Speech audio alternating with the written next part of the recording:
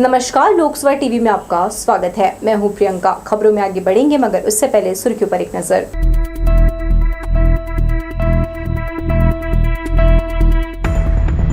उप मुख्यमंत्री बनने के बाद पहली बार शहर पहुंचे विजय शर्मा का हुआ गर्मजोशी से स्वागत। विभिन्न कार्यक्रमों में हुए शामिल। फोर्स का यूनिफॉर्म पहनकर गांजा तस्करी करने की थी योजना। जीआरपी एंटी क्राइम ने युवक को किया गिरफ्तार।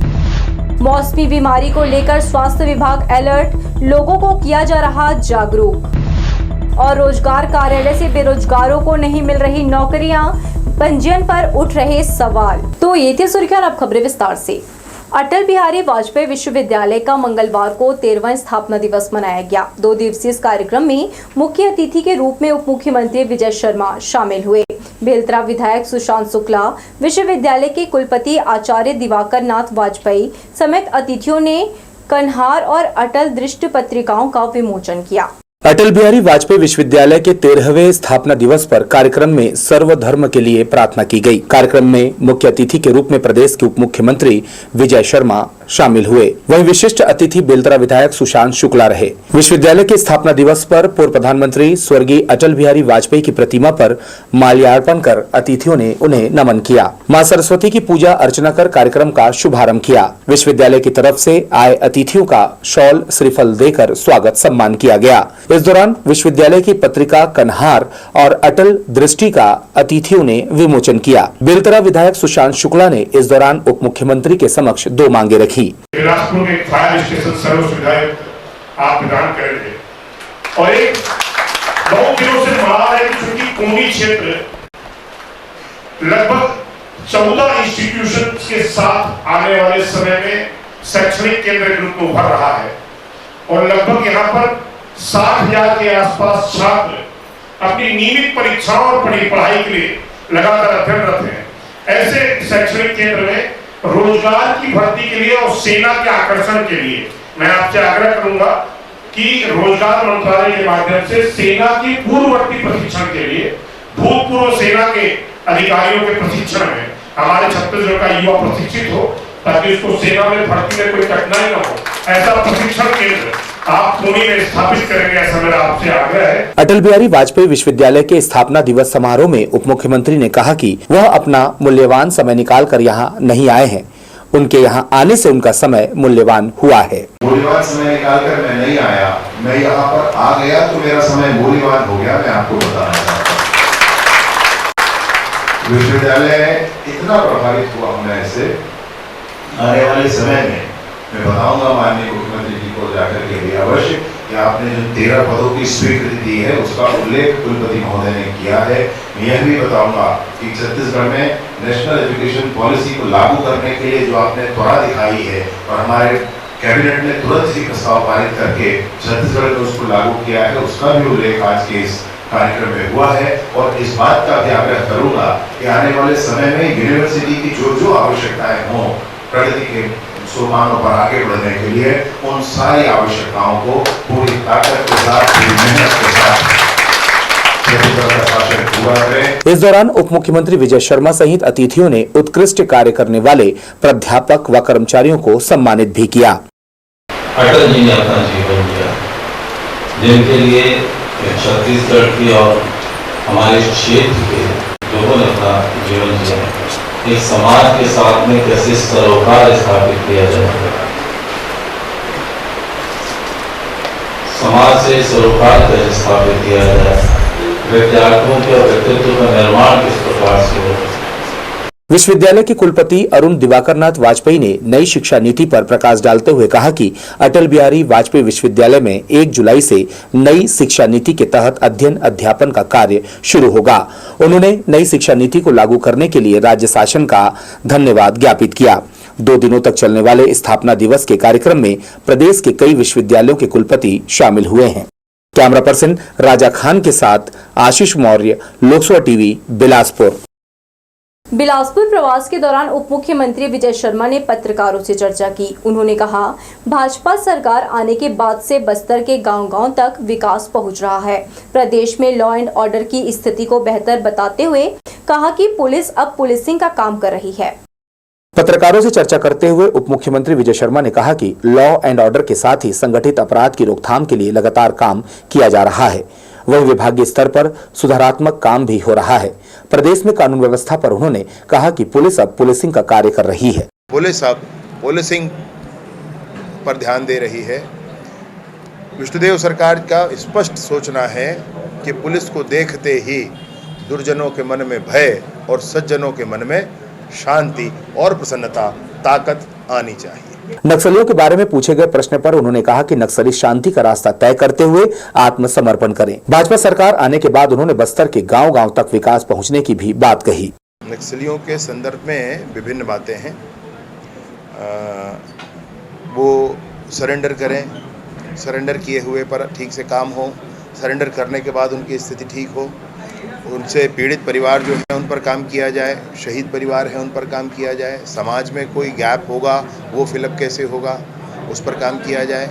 इन सारी बातों के साथ साथ ऑपरेशंस भी अगर आवश्यक हैं तो वह भी किए जाए, क्योंकि बस्तर के गांव-गांव तक विकास पहुंचाना है तो ये काली छाया बस्तर से दूर होनी चाहिए। केंद्र की सरकार ने जम्मू कश्मीर में शांति बहाली की है। उप मुख्यमंत्री ने धारा 370 हटाए जाने पर कहा कि भाजपा ने जो संकल्प लिया था उसे पूरा किया है। माननीय अमित शाह जी का संकल्प बड़ा है।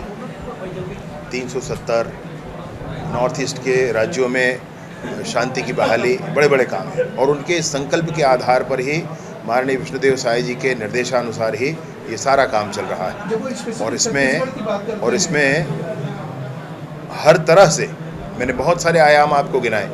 ऑपरेशन ही एक आयाम नहीं है, इसको जड़मूल से समाप्त करने के लिए अनेक आयामों पर काम जारी है। प्रदेश की कानून व्यवस्था पर उन्होंने कहा कि कांग्रेस की सरकार में थानों में अपराध तक दर्ज नहीं होता था, लेकिन जब से भाजपा की सरकार आई है तब से प्रत्येक प्रकरणों में अपराध दर्ज किया जा रहा है। नए दायित्व के बाद इतने लोग आए जो FIR करवाने के लिए भटका करते थे, छोटी छोटी बातों के लिए FIR करवाने के लिए भटका करते थे। और वो जो FIR कराने के लिए भी भटका करते थे, FIR नहीं होता थाने में, क्यों? FIR हो जाएगा तो अपराध दिख जाएगा, ऐसा सोचा करते थे। भैया ऐसा नहीं है ना, सोच थोड़ी बदलना पड़ेगी। FIR तो लेना पड़ेगा, FIR लेकर के उस पर जांच करनी पड़ेगी। बहुत सारे लोगों के बीच बहुत सारे छोटे छोटे अपराधों में भी अगर लोग संलिप्त हैं और सिर्फ इसलिए क्योंकि आंकड़े दिखाना है इसलिए ना FIR किए जाए, ये बात गलत होती है। इसलिए बहुत स्पष्टता के साथ FIR अगर आवश्यक है तो ज़रूर किया जाए और उस पर कार्यवाही की जाए, इस धारणा के साथ काम की जा रही है। उप मुख्यमंत्री विजय शर्मा ने कहा कि वह सैकड़ों बार बिलासपुर आए हैं, लेकिन सरकार में दायित्व मिलने के बाद वह पहली बार बिलासपुर आए हैं। यहाँ पदाधिकारी व कार्यकर्ताओं के द्वारा किए गए सम्मान से वह गदगद हैं। बिलासपुर तो मैं सैकड़ों बार आया हूँ, संगठन के काम से आया हूँ, युवा मोर्चा में काम करते समय आया हूँ।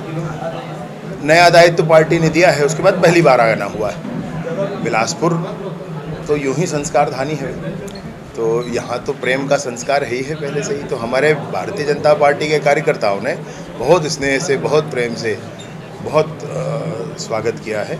मैं हृदय से उनका आभारी हूँ। कैमरा पर्सन जय साहू के साथ आशीष मौर्य, लोकसभा टीवी, बिलासपुर।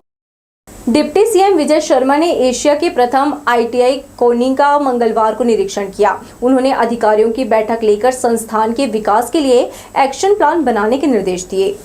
उप मुख्यमंत्री विजय शर्मा ने कोने स्थित आदर्श ITI का निरीक्षण किया। एशिया महाद्वीप के प्रथम ITI होने का गौरव इस संस्थान को हासिल है। ब्रिटिश शासन के दौरान वर्ष 1939-40 में इसकी स्थापना की गई थी। वर्तमान में लगभग 1200 विद्यार्थी विभिन्न प्रकार के 33 ट्रेड में पढ़ाई कर रहे हैं। उप मुख्यमंत्री ने विभिन्न शाखाओं का निरीक्षण कर पढ़ाई कर रहे विद्यार्थियों से बातचीत कर सुविधाओं की जानकारी ली।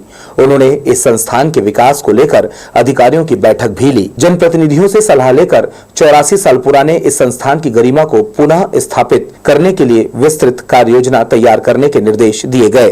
बेलतरा विधायक सुशांत शुक्ला, जिला पंचायत अध्यक्ष अरुण सिंह चौहान और कलेक्टर अवनीश शरण भी इस अवसर पर उपस्थित थे। उप मुख्यमंत्री ने लोकसभा टीवी न्यूज चैनल से खास बातचीत करते हुए कहा कि कोनी के ब्रिटिश भवन को हेरिटेज के रूप में संरक्षित करने का प्रयास होगा। सारे लोगों को जोड़ करके, हम बेलतरा विधायक जी को जोड़ करके और सारे वरिष्ठ जनों को जोड़ करके विभिन्न बिंदुओं पर चर्चा हुई है। अध्ययन विभिन्न विषयों पर करके फिर से एक बड़ी बैठक करके उद्योगपतियों को जोड़ करके पूरा इसका जीर्णोद्धार करना है, इसको आगे बढ़ाना है। यहाँ पर अधिक से अधिक लाभ युवाओं को मिले, इसके लिए इसकी पुरजोर कोशिश करना, इसीलिए काम कर रहे हैं। उप मुख्यमंत्री विजय शर्मा ने कहा कि बच्चों की सुविधा के लिए एक और हॉस्टल बनाए जाने की यहाँ जरूरत है। उन्होंने 125 छात्र छात्राओं के लिए 2 हॉस्टल को कम बताते हुए इसके लिए जल्द प्रस्ताव बनाकर भेजने कहा है। ITI में संचालित इन दोनों छात्रावासों में मेस सुविधा भी शुरू करने के निर्देश दिए हैं। उन्होंने समय की मांग के अनुरूप नए ट्रेड्स खोलने की जरूरत भी बताई। जिन ट्रेड में रोजगार व नौकरी की संभावनाएं नहीं रह गई हैं, उन्हें बंद करने का प्रस्ताव भी संचालनालय को भेजने कहा है। कैमरा पर्सन राजा खान के साथ Ashish Maurya, Lok Sabha TV, Bilaspur. GRP anti crime team ने 18 किलो गांजा के साथ एक व्यक्ति को गिरफ्तार किया है। सुरक्षा अमले को चकमा देने उसने फोर्स का यूनिफॉर्म और बैग रखा था। पकड़े जाने पर खुद को मुंबई पुलिस में स्पेशल टास्क फोर्स का जवान बताया। इससे पहले भी उसे टीम 10 किलो गांजा के साथ पकड़ चुकी है। पुलिस महानिदेशक व रेल SRP के निर्देश पर Bilaspur GRP anti crime team लगातार रेलवे स्टेशन व ट्रेनों की जांच कर अपराध पर नियंत्रण का प्रयास कर रही है। टीम के सदस्य इस प्रयास में सफल भी हो रहे हैं। टीम के सदस्य आरक्षक मन्नू प्रजापति, संतोष राठौर, सौरभ नागवंशी, लक्ष्मण गाइन स्टेशन में रात्रिकालीन गश्त कर रहे हैं। जांच के दौरान प्लेटफॉर्म क्रमांक 2 और 3 रायपुर छोर की तरफ एक व्यक्ति नजर आया, जिस पर संदेह हुआ। वह नजदीक गए और सामान्य पूछताछ की।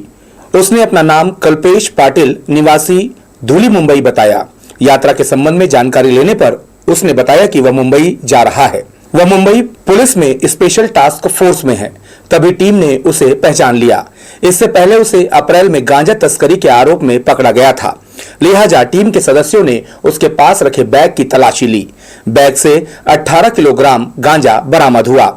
इस पर उसे गिरफ्तार कर जीआरपी थाने लाया गया। यहाँ पूछताछ पर उसने बताया कि पूर्व में गांजा तस्करी के मामले में जेल गया था, बाद में जमानत पर छूट गया। जीआरपी ने आरोपित के खिलाफ 20B NDPS के तहत अपराध पंजीबद्ध कर लिया है। वो उड़ीसा से गांजा खरीद कर लाया था और मुंबई खपाने के लिए लेकर जा रहा था। पूछताछ में यह बात सामने आई कि वह आदतन गांजा तस्कर है। इस अवैध कारोबार में लंबे समय से जुड़ा है। कैमरामैन सतीश साहू के साथ भूपेंद्र सिंह राठौर, लोकसभा टीवी, बिलासपुर। मस्तूरी थाना क्षेत्र के ग्राम भदौरा में हुए 6 महीने पूर्व टोनही के संदेह पर भूरी पाई सोनवानी को राठौर परिवार के द्वारा जिंदा जलाकर फेंक दिया गया था, जिसके बाद भूरी बाई की अस्पताल में मौत हो गई थी। जेल से परिवार द्वारा मिलने के बाद गांव पहुंचे राठौर परिवार से हत्या का बदला लेने के लिए मृतिका का भतीजा अमर रात्रे और अन्य लोगों ने राठौर परिवार पर हमला कर दिया था, जिसमें 6 माह के मासूम ओम राठौर को गंभीर चोट आई है, जिसका उपचार सिम्स में चल रहा था। बच्चे के सिर पर गंभीर चोट और खून नहीं रुकने की वजह से सोमवार की रात उसे रायपुर मेकाहारा हॉस्पिटल रेफर कर दिया गया, जहां मासूम का इलाज जारी है, जहां उसकी हालत नाजुक बताई जा रही है। मस्तूरी पुलिस ने इस मामले में 3 आरोपियों अमन रात्रे, बाबूलाल सुमन और पार्वती सुमन को गिरफ्तार कर धारा 294, 506, 452, 307, 34 के तहत अपराध पंजीबद्ध कर हिरासत में ले लिया है।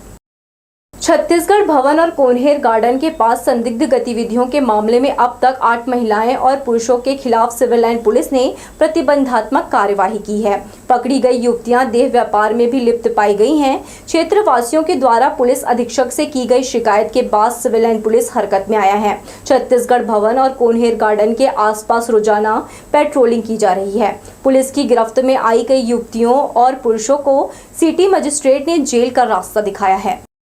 मानसून आते ही मौसमी बीमारियों का दौर शुरू हो जाता है। इससे निपटने स्वास्थ्य विभाग ने तैयारी पूरी कर ली है।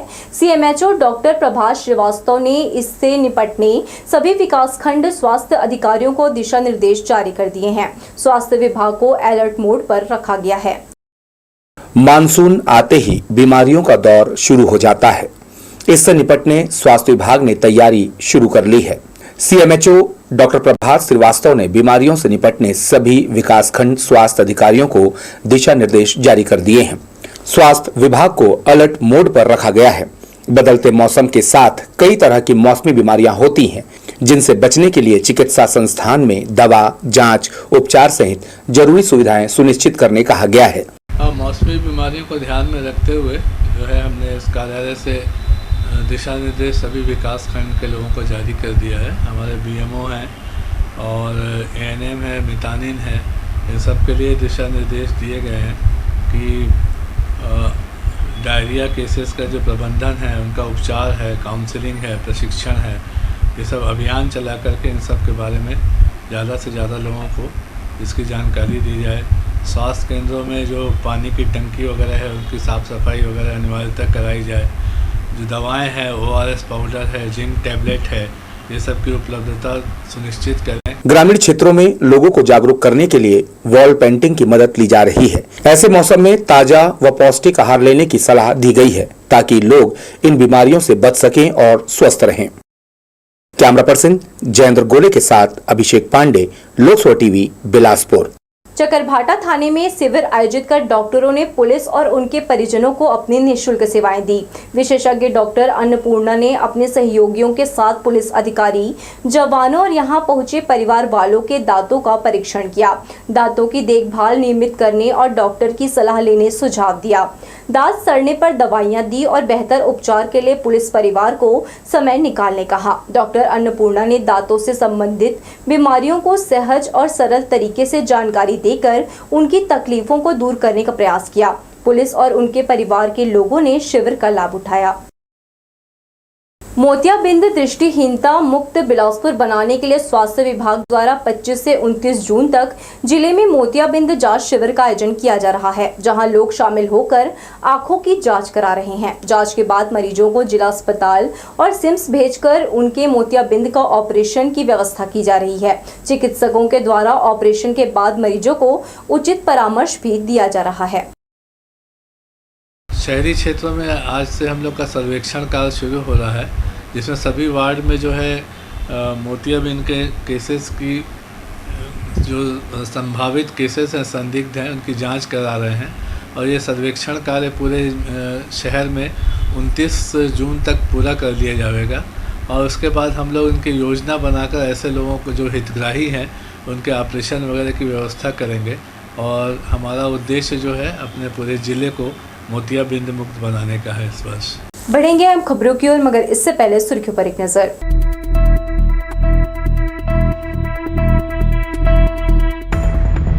उप मुख्यमंत्री बनने के बाद पहली बार शहर पहुंचे विजय शर्मा का हुआ गर्मजोशी से स्वागत, विभिन्न कार्यक्रमों में हुए शामिल। फोर्स का यूनिफॉर्म पहनकर गांजा तस्करी करने की थी योजना, जीआरपी एंटी क्राइम ने युवक को किया गिरफ्तार।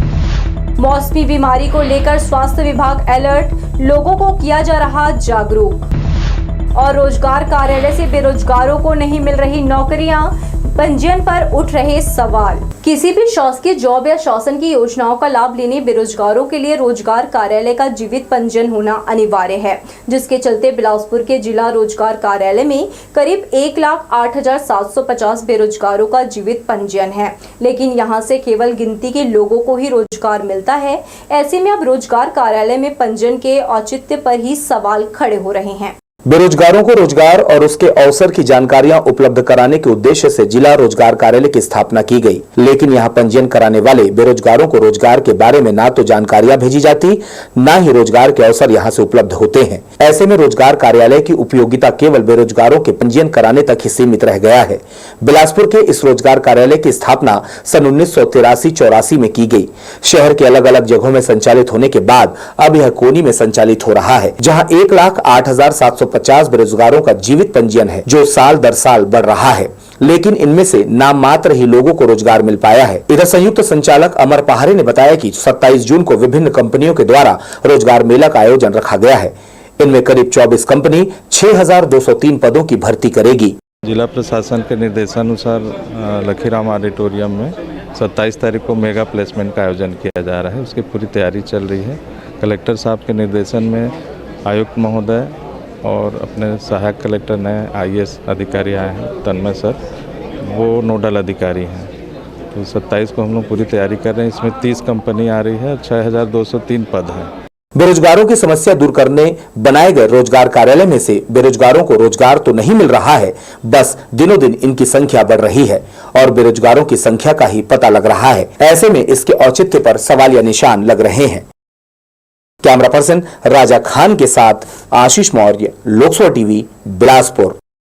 सोनी आईटीआई पहुंचे उप मुख्यमंत्री विजय शर्मा का काफिला कार्यक्रम के बाद एक ऐसे रास्ते में जा पहुंचा जो आगे से बंद था। आनन फानन में काफिले को जैसे तैसे बाहर निकाला गया।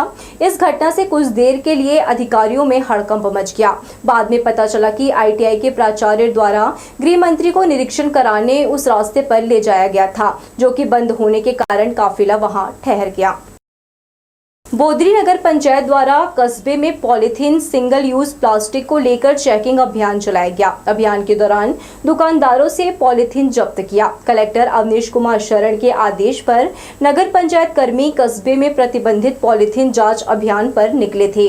उन्होंने दुकानदारों, रेहड़ी वालों से प्रतिबंधित पॉलीथीन बरामद कर उनसे जुर्माना वसूल किया। वहीं नगर पंचायत द्वारा चलाए गए अभियान से नगर के दुकानदारों में हड़कंप मच गया। सदस्यों ने अमानक पॉलीथीन से होने वाले नुकसान के बारे में लोगों को जागरूक भी किया।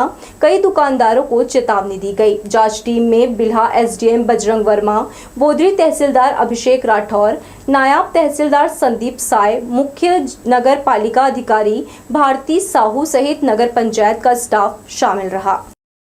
ट्रेनों की लेट लतीफी के कारण यात्रियों की परेशानी बढ़ गई है। मंगलवार को इंदौर पुरी हमसफर एक्सप्रेस, पुणे सांतरागाछी एक्सप्रेस समेत आधा दर्जन ट्रेनें घंटों विलंब से पहुंची। इसके चलते यात्रियों को कई दिक्कतों का सामना करना पड़ा। ट्रेनों की लेट लतीफी की समस्या का सामना यात्री साल भर से कर रहे हैं। उम्मीद थी कि व्यवस्था जल्द सुधर जाएगी और ट्रेनें पहले की तरह समय पर चलने लगेगी, लेकिन स्थिति और भी बदतर होने लगी है। अधिकांश ट्रेनें रद्द हैं, वहीं कई प्रमुख ट्रेनों को परिवर्तित मार्ग से चलाया जा रहा है। ऐसे में जिन ट्रेनों का परिचालन जारी है, उसे भी रेलवे समय पर परिचालन नहीं कर पा रहा है। यही कारण है कि यात्रियों की परेशानी खत्म नहीं हो रही है। हमसफर एक्सप्रेस पुणे संतरागाछी मंगलवार को 9 घंटे विलंब से पहुंची। इसी तरह दुर्ग से छूटने वाली साउथ विहार एक्सप्रेस 3 घंटे देरी से बिलासपुर पहुंची। कम ट्रेनें चल रही हैं, इसलिए इस ट्रेन में भीड़ का दबाव भी अधिक दिखा। स्लीपर व जनरल कोच की स्थिति तो इतनी बदतर है कि यात्री सफर रद्द करने का इरादा कर चुके थे। इतनी अव्यवस्था के बाद भी रेलवे सुरक्षा बल का एक भी जवान नहीं दिखा। जीआरपी तो हमेशा की तरह व्यवस्था ठीक करने के बजाय दूरी बनाता है। मंगलवार को भी यही हुआ, जिसके चलते यात्रियों को दिक्कतों का सामना करना पड़ा। हावड़ा सीएसटीएम गीतांजलि एक्सप्रेस के यात्री जोनल स्टेशन में बैठे रहे, जबकि इसे रेलवे परिवर्तित मार्ग से चला रहा है। यात्रियों के मोबाइल पर संदेश नहीं पहुंचने के कारण ऐसा हुआ, जिसके चलते यात्रियों में गहरी नाराजगी थी। कैमरा पर्सन सतीश साहू के साथ Bhupendra Singh Rathore, Lok Sabha TV, Bilaspur. Railway institute और तितली चौक रास्ते के बीच भगवान श्री जगन्नाथ मंदिर के पास केबल बिछाने के लिए सड़क किनारे गड्ढा खोदकर बेतरतीब ढंग से छोड़ दिया गया है। इससे इस मार्ग पर आवाजाही करने वालों के लिए यह मुसीबत बन गई है। सुबह से देर रात तक लोगों की यहां आवाजाही लगातार बनी रहती है। बावजूद इसके खोदे गए सड़क को देखकर भी अनदेखा करना रेलवे ठेकेदार की बड़ी चूक और लापरवाही माना जा रहा है। गौर करने वाली बात यह है कि मंदिर के पास ही यह गड्ढा है। आगामी दिनों में भगवान श्री जगन्नाथ की रथ यात्रा भी निकाली जाएगी, जिसमें बड़ी संख्या में भक्त शामिल होते हैं। समय रहते इन गड्ढों को नहीं भरा गया तो अप्रिय घटना हो सकती है। हालांकि रेलवे के ठेकेदार ने खानापूर्ति करते हुए मात्र एक गड्ढे के किनारे बैरिकेड लगा दिया है। बाकी दूसरे गड्ढे अभी भी खुले हुए हैं, जो हादसे को निमंत्रण दे रहे हैं। सामाजिक सहायता कार्यक्रम अंतर्गत संचालित पेंशन से संबंधित कार्य के लिए नगरीय निकायों में 24 से 31 जून तक शिविर का आयोजन किया जा रहा है, जहां हितग्राहियों का भौतिक सत्यापन, पेंशन संबंधित त्रुटि का सुधार, आधार सीडिंग का कार्य, पात्र आवेदकों से पेंशन स्वीकृत के लिए आवेदन व अन्य संबंधित कार्य किए जा रहे हैं। निराश्रित पेंशन का भौतिक सत्यापन और त्रुटि सुधार और आधार सीडिंग किया जा रहा है। परेशानी वही आ रहा है जिनका नाम गरीबी रेखा 2007-8 पे नहीं है, उनके लिए परेशानी है। उनका नया आवेदन नहीं ले सकते। जिनका नाम होगा 2007-8 की गरीबी रेखा में, उन्हीं का सर्वे सूची में उनका ही पेंशन बनना है। तो ये थी हमारी लोकसभा टीवी की तमाम खबरें। अगले बुलेटिन में आपसे फिर होगी मुलाकात। तब तक के लिए पूरी टीम के साथ प्रियंका को दीजिए इजाजत। नमस्कार।